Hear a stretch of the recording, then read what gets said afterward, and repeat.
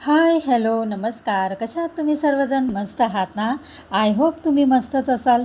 तुम्हाला आजचा दिवस छान, मस्त, आनंदाचा आणि छान आरोग्यदायी जाऊ देत आणि तुमच्या मनातल्या सगळ्या इच्छा पूर्ण होऊ देत.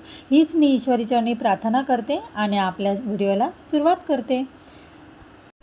तर छान हे सकाळचं वातावरण आणि त्यात हिरवीगार अशी झाडं आहेत आणि खूप छान वाटते झाडांना बघून आणि निहाळून.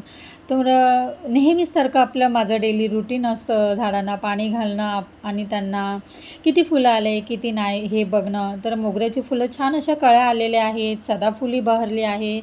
तर अशा डेली आपलं रुटीनच आहे. तर छान अशी हिरवीगार झाडे आणि सुंदर शांत वातावरण ना, तर खरंच अगदी बघून मन प्रसन्न झाले आणि आपल्या छान अशा दिवसाला सुद्धा सुरुवात झाली आहे. पण आता आखिती आहे, तर त्यांनी आंबे आणलेले होते, ते जरा पिकायसाठी ठेवले. म्हटलं आखिती आहे रविवारी, तर आखितीला आंब्यांचा आमरस करावा आणि आंब्याला तर खूप मान असतो त्या दिवशी आणि आखिती हा दिवस खूप शुभ मानला जातो. त्या दिवशी आपल्या लक्ष्मी मातेची पूजा केली जाते. आपल्या घरात देवपूजा, देवारात जे देव आहेत त्यांची पूजा केली जाते. अशी खूप चांगले चांगले कार्य, शुभ कार्य केले जातात. सोनं खरेदी केले जाते किंवा चांदी, काही वस्तू खरेदी केली जाते. तर अर्थातच आखेती हा दिवस खूप चांगला असतो, शुभ असतो. तर चला आता मी रविवारीच त्याचा आमरस करते, ठेवून देते.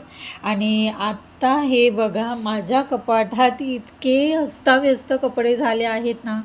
तुम्ही बघताय हे मी कपडे काढते ना, नेहमी व्यवस्थित ठेवण्याचा आपण जितका प्रयत्न करतो ना, तितकंच हे अस्तव्यस्त होत असतं. आणि मी व्यवस्थित ठेवत असते, पण का माहिती एक ड्रेस काढायला गेली की सगळं पडतं किंवा पाठीपुढे कपडे असतात, त्याच्यामुळे मग घेताना कन्फ्यूज होतं, काय कुठे काय समजत नाही.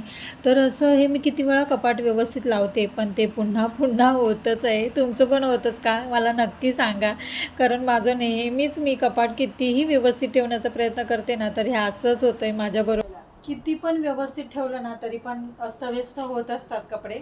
तर आता मी छान घडी मारून ठेवते आणि आता रेग्युलरची घालायचीच कपडे मी इथे ठेवणार आहे. आणि चांगली चांगली कपड्याची सगळे वन पीस वगैरे सगळे मी बॅगेमध्ये ठेवलेले आहेत. तर आता सगळं व्यवस्थित घडी मारून ठेवून देते. चला, तरी पण हे डेलीचे कपडे असतात ना, ते मी व्यवस्थित जिथल्या तिथे ठेवून देत असते. एक कप्पा तो डेलीच्या कपड्याचाच असतो, कुर्ते वगैरे असं ठेवते. एका कप्प्यामध्ये लेगीज आणि सगळं काही व्यवस्थित, म्हणजे जे पाहिजे ना तेच ठेवते आणि जे नाही पाहिजे असे आपल्या सुटकेस असतात, त्याच्यामध्ये मी ठेवून देते जे लागत नाही. आणि कधीतरी आपल्याला लागत असतं तर त्या वस्तू मी खाली ठेवत नाही.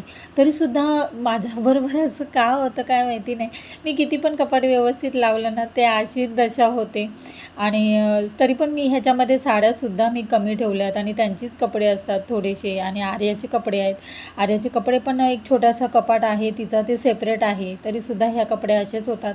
आणि आता हे सगळे कुर्ते वगैरे मी छान घडी मारून घेते, फटाफट आता कपाट आवरून घेते. एकच एवढा कप्पा आहे, तो मला व्यवस्थित ठेवायचा आहे. तर इतकं कपाट असूनसुद्धा खरंच मला जागेला कमी पडते. मला खरं सांगते मी, त्यांच्या इतकेसे कपडे असतात ना, त्यांचा तेवढाच छोट्या 2 पार्टमध्ये त्यांचे कपडे बसून जातात. पण आमच्या दोघींची कपडे इतकी असतात की जेव्हा जेव्हा बाहेर जातो ना आपण कपडे घेतो. आणि माझ्यासारखीच तशा तुमचीसुद्धा असेल ना, बाहेर गेलं की आपण कपडे घेत राहतो आणि ही अशीच अवस्था सगळी घरामध्ये अशी होत असते. तर आता चला मी फटाफट कपडे आवरून घेते, कपाट लावून घेते.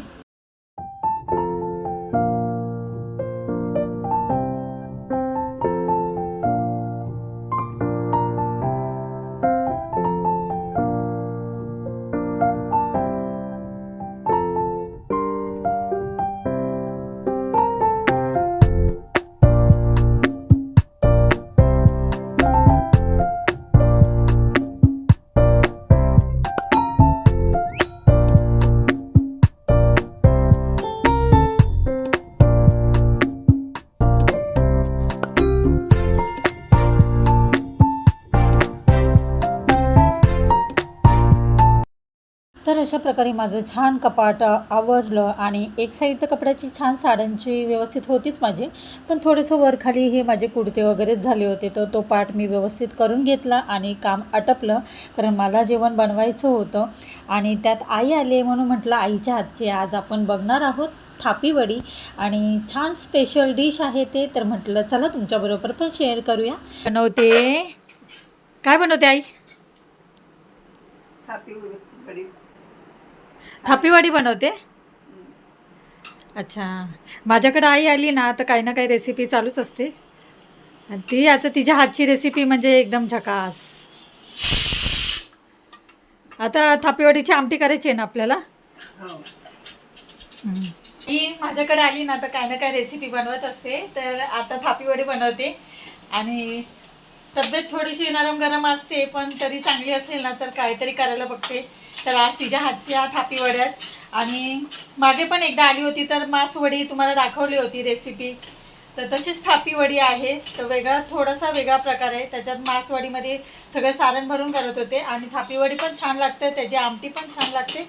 तर ही आईची पद्धत तुम्ही नक्की करून बघा. आता हे बघा सगळं थोडंसं झाले, अजून थोडी प्रोसेस बाकी करते येते.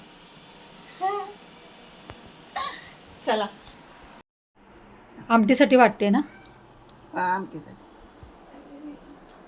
इथे झाले थापीवडीचं पीठ झाले हे बघा. आणि इथे कांदा, तांदूळ आणि चण्याची डाळ, सुकं खोबरं घ्यायचं, कोथिंबीर, लसूण भाजल्यावर दाखवते मी. तर करते हां, थोडंसं पाण्याचा हात घेतला ना, गरम आहे ते. आता इथे मी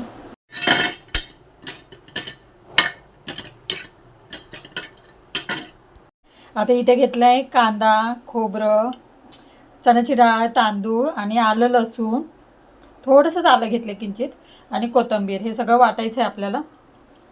आणि ह्याच्यात चिकटलेलं होतं ते पीठ मी पाणी टाकून थोडं भिजायला घातलं आहे म्हणजे ते सगळं निघेल. आणि ते आमटीत आपल्याला टाकायचं आहे, ते फेकून द्यायचं नाही, त्याच्यामुळे अजून टेस्ट लागते. वडी थापून झाली आहे, त्याच्यावर कोथिंबीर आता भुरभुरायची.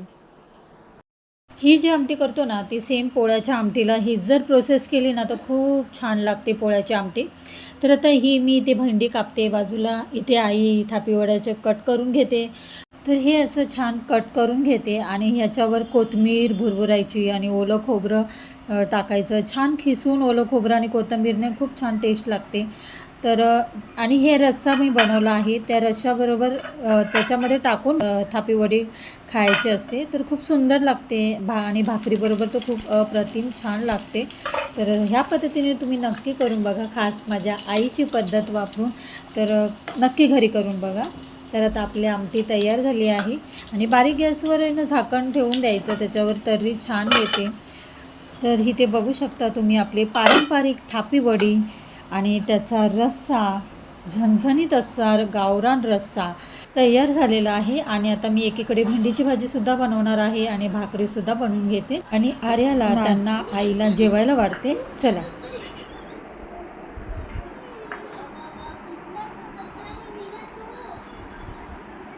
चांगलं झालं ना.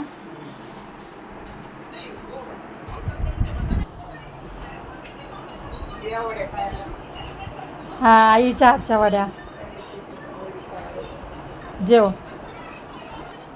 रश्श्यामध्ये घ्यायच्या ना. बरं थांब कमी करते. हे बघा थापीवडी, ही रस्सा, भेंडीची भाजी आणि भाकरी, ज्वारीची भाकरी आहे. हां, आई जेवायला बोलवते. तर आई आणि मी जेवायला बसतो. आर्या आणि आर्याचे पप्पा जेवले आणि आई बोलते जेवायला या. तर आईच्या आवडीच्या आणि सगळ्यांच्या आवडीच्या ह्या वड्या आहेत, तुम्ही नक्की करून बघा. आईची पद्धत आणि छान वाटेल, तुम्हाला आवडेल. काहीतरी जरा थोडं वेगळं घालायचं असं म्हणजे तो पातळसार चांगला होतो. हां, तर हे वाटून टाकल्यामुळे आमटीला छान चव लागते. तर नक्की तुम्ही या पद्धतीने आईच्या पद्धतीने करून बघा. आणि आता आम्ही जेवतो. चला तर चला मी इथेच व्हिडिओचा एंड करते. व्हिडिओ आवडला असेल तर नेहमीप्रमाणे लाईक, शेअर, सबस्क्राईब करा. चॅनलवर आपले नवीन असाल तर सबस्क्राईब करायला विसरू नका. छान छान कमेंट करा. तर पुन्हा भेटूया अशाच नवनवीन व्हिडिओमध्ये. तोपर्यंत खुश राहा, आनंदी राहा, काळजी घ्या. बाय.